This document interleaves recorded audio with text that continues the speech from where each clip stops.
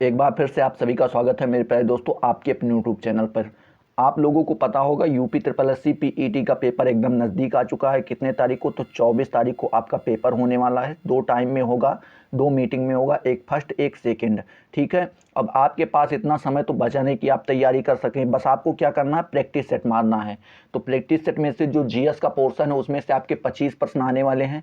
उन्हीं के लिए मैं आपके लिए सीरीज चला रहा हूँ। एक वीडियो इसका पिछला आपके यूट्यूब चैनल पर पड़ चुका है, वो जाके देख लीजिएगा। इसके बाद एक और आएगा, यहीं से आपके 2500 प्रश्न जो हैं यहीं से आने हैं। ठीक है, इसके बाद साइंस का भी वीडियो आएगा। अब धीरे धीरे आपको क्या करना है, इस पूरे सीरीज को देखना है। चलिए स्टार्ट करते हैं। आज का जो पहला प्रश्न है ये पूछ रहा है, करो या मरो का नारा किसने दिया था? तो करो या मरो का नारा दिया था महात्मा गांधी जी ने। किसने दिया था? तो महात्मा गांधी जी ने दिया था। कब दिया था? तो भारत छोड़ो आंदोलन में दिया था, 1942 में। ठीक है, चलिए अगला प्रश्न पूछ रहा है कि मुगल बादशाह, किस मुगल बादशाह को जिंदा पीर कहा जाता है? तो आपको यहाँ पे ध्यान में रखना है किसको, औरंगजेब को जिंदा पीर कहा जाता है। ठीक है, चलिए अगला प्रश्न पूछ रहा है, अलाई दरवाजा का निर्माण किस सुल्तान ने करवाया था? तो अलाउद्दीन खिलजी ने ही क्या करवाया था, अलाई दरवाजा का निर्माण करवाया था। ठीक है, ये कब करवाया था? तो 1311 ईस्वी में इसे बना के तैयार कर दिया गया था।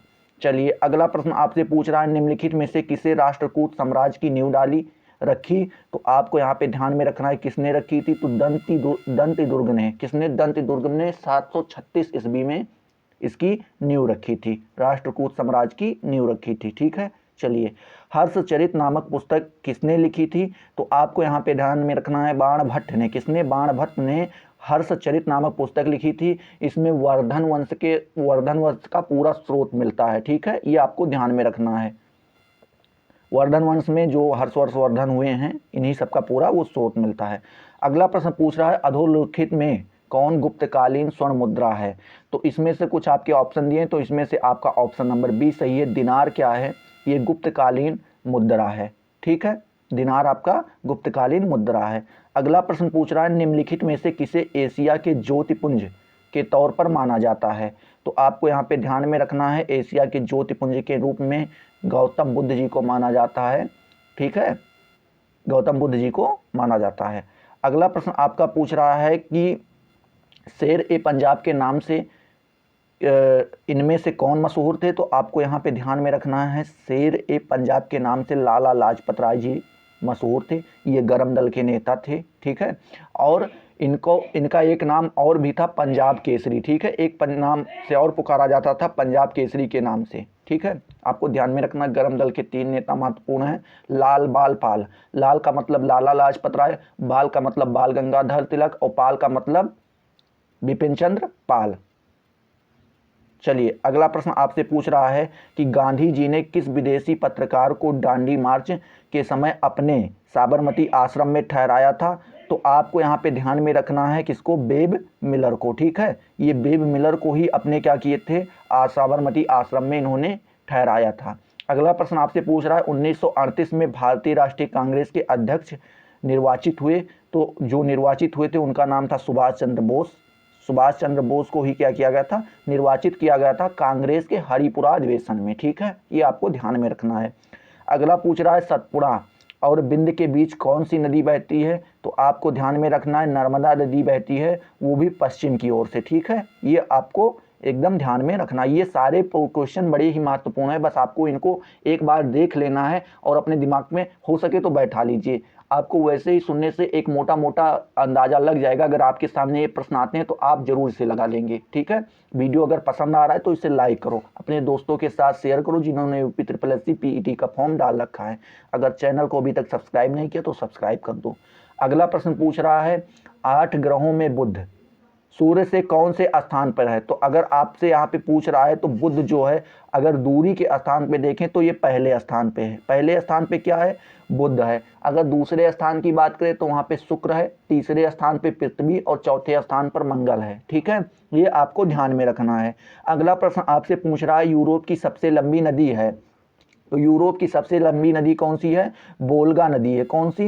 वोल्गा नदी है। इसकी लंबाई अगर आपसे पूछ ले तो 3692 किलोमीटर है। कितनी है? तो 3692 किलोमीटर है।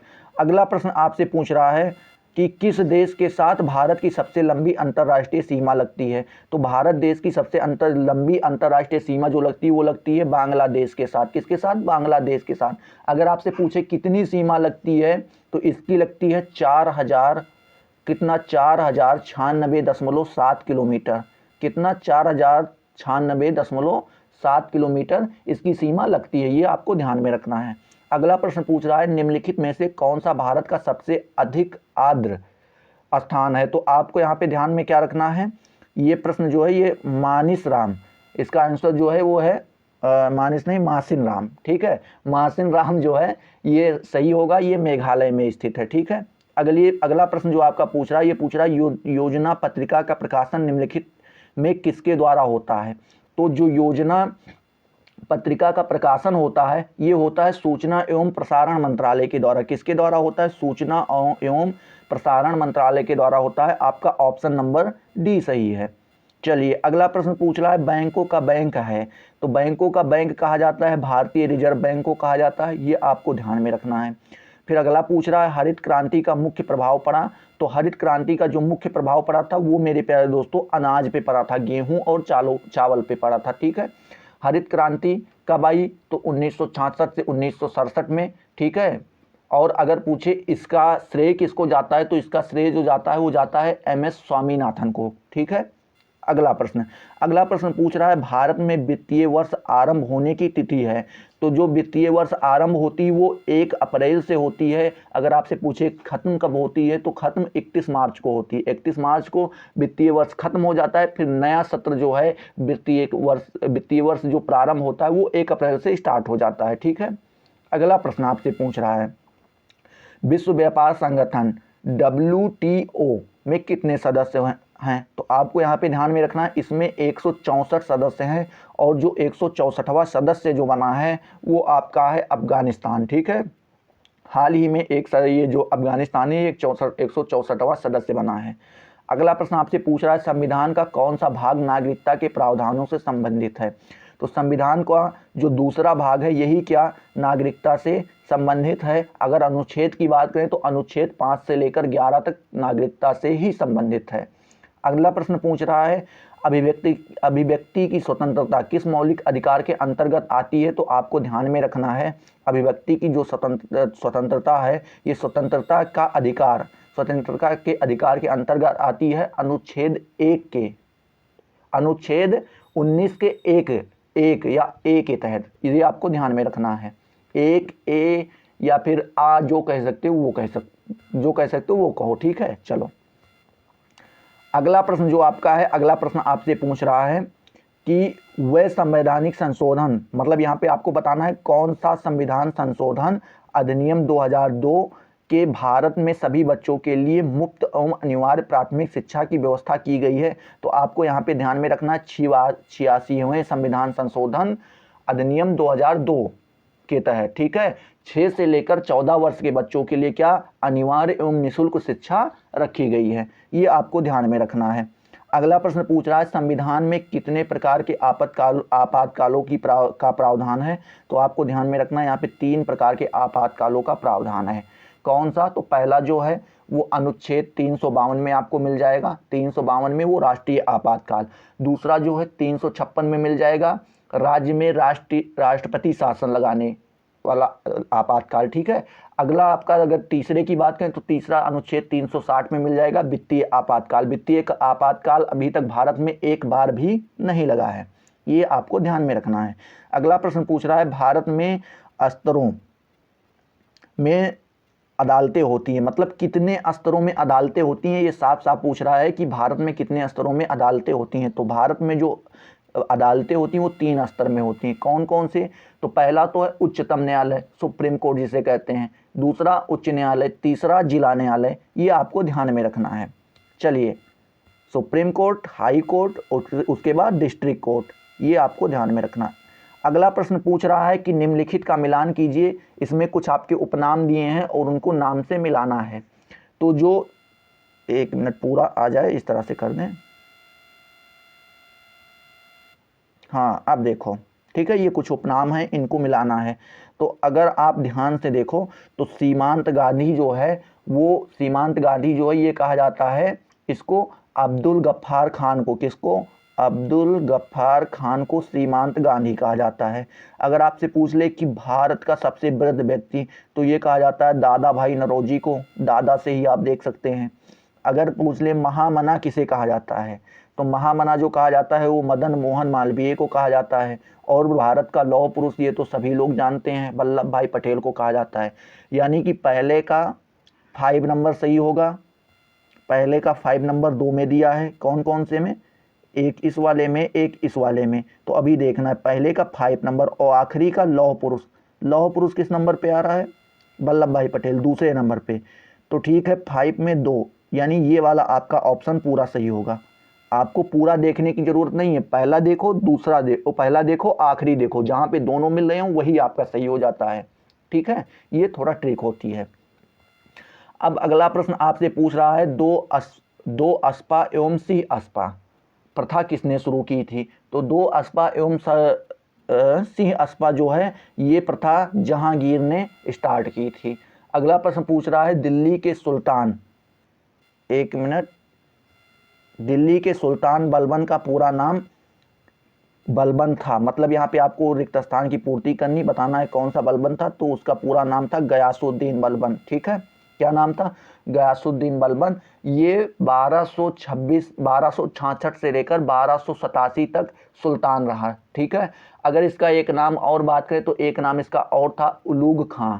उलूग खां भी इसे कहा जाता था। अगला प्रश्न पूछ रहा है विक्रमशिला, विक्रमशिला नामक प्राचीन विश्वविद्यालय की स्थापना बंगाल के किस शासक ने की थी? तो जो इसकी स्थापना है वो की थी धर्मपाल ने। किसने की थी? धर्मपाल ने। ठीक है, ये पाल वंश का शासक था, ये आपको ध्यान में रखना है। अगला प्रश्न आपसे पूछ रहा है सती प्रथा का प्रथम अभिलेख साक्ष्य प्राप्त हुआ है। तो सती प्रथा का जो प्रथम अभिलेख साक्ष्य प्राप्त हुआ है वो प्राप्त हुआ है एरण से। कहाँ से? एरण से प्राप्त हुआ है। ये 1510 ईस्वी की बात है। इसमें सेनापति गोपराज की पत्नी के सती होने का साक्ष्य मिला है या उनके बारे में चर्चा मिली है। बात करें, अगला प्रश्न पूछ रहा है महावीर जैन की मृत्यु निम्नलिखित में से किस नगर में हुई थी? तो आपको यहाँ पे ध्यान में रखना है, इनकी मृत्यु जो हुई थी ये हुई थी 527 ईसा पूर्व में, जब ये 72 वर्ष की आयु में थे तब इनकी मृत्यु पावापुरी कहाँ पे? राजगीर के पास में। राजगीर जो यहाँ पे लिखा है राजगीर या राजगृह, इसका दो नाम है, राजगीर या राजगृह के निकट पावापुरी नामक स्थान पे इनकी मृत्यु हुई थी। ठीक है, ये आपको ध्यान में रखना है। कब? 527 ईस्वी में, ईसा पूर्व में। अगला प्रश्न आपसे पूछ रहा है अमेरिकी पत्रकार जो महात्मा गांधी के भारत छोड़ो आंदोलन के दौरान उनके साथ था, उसका नाम था। तो आपको यहाँ पे ध्यान में रखना है, उसका नाम था क्या? Louis Fischer. क्या था? लुई फिशर था। अगला प्रश्न आपसे पूछ रहा है सुभाष चंद्र बोस ने फॉरवर्ड ब्लॉक की स्थापना किस वर्ष की थी? तो जो सुभाष चंद्र बोस थे उन्होंने 1939 ईस्वी में, जब भारतीय राष्ट्रीय कांग्रेस से इन्होंने क्या कर दिया था, इस्तीफा दे दिया था या फिर उसको छोड़ दिया था, तब उसके बाद इन्होंने 1939 में क्या किया था? फॉरवर्ड ब्लॉक की स्थापना की थी। अगला प्रश्न आपसे पूछ रहा है स्वतंत्र भारत के प्रथम विधि मंत्री थे, तो स्वतंत्र भारत के प्रथम विधि मंत्री कौन बने थे? तो आपको ध्यान में रखना है डॉक्टर भीमराव अंबेडकर। ठीक है, चलिए अगला प्रश्न आपसे पूछ रहा है भारतीय व्यापार में ईस्ट इंडिया कंपनी का एकाधिकार समाप्त किया गया। तो जो ये भारतीय व्यापार ईस्ट इंडिया कंपनी थी, इसका एकाधिकार जब समाप्त किया गया था उस समय 1813 में। कब? 1813 में इसका एकाधिकार समाप्त कर दिया गया था चार्टर एक्ट द्वारा। 1813 का जो चार्टर एक्ट आया था उसी के द्वारा इसका एकाधिकार समाप्त कर दिया गया था। निम्नलिखित में से किसे ब्लू प्लानेट कहा जाता है? तो आपको यहाँ पे सभी लोगों को पता होगा पृथ्वी को ही ब्लू प्लानेट कहा जाता है। इसमें पानी की अधिकता होने के कारण ये ऊपर से नीला दिखाई पड़ता है, इसीलिए इसे ब्लू प्लानेट भी कहा जाता है। अगला प्रश्न अगर आपसे पूछ रहा है कि विश्व का सबसे ऊंचा पठार कौन सा है? तो आपको ध्यान में रखना है तिब्बत का सबसे ऊंचा पठार है। इसका विस्तार तिब्बत में ही है, चीन के तिब्बत में। अगला प्रश्न पूछ रहा है कौन सा पर्वत हिमालयी श्रृंखला का अंग नहीं है? तो आपको यहाँ पे ध्यान में रखने वाली बात क्या है कि जो आपकी अरावली पर्वत श्रेणी है, कौन सी? अरावली पर्वत श्रेणी है, ये आपकी हिमालय का अंग नहीं है। और बाकी तीनों हिमालय के अंग हैं। अगला प्रश्न पूछ रहा है भारत के दक्षिण छोर का नाम क्या है। दक्षिण छोर, अगर दक्षिण छोर पूछ रहा है मतलब दक्षिणी